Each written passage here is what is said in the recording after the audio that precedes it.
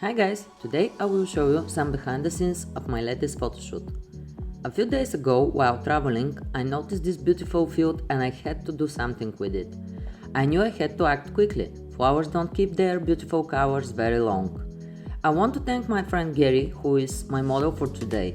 You can check her Instagram in the description. I start shooting with my Canon 50mm lens. First I want to talk about the outfit. We chose a simple black summer dress. The flowers were very colorful and we didn't want the dress to blend with them. Next I switched to my Tamron 70-200 lens. I asked Gary to move further away and stand between the flowers. As often it happens, the weather was not on our side. It was windy and thunder rumbled in the distance. Still we were determined to try to do the shoot.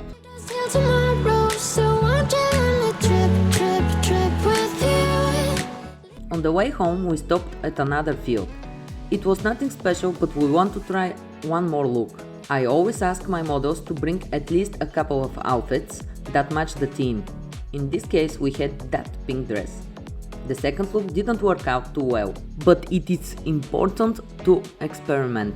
There were a few shots that worked for me, check them out. That's it for this photoshoot guys, like and subscribe if you liked the video, bye!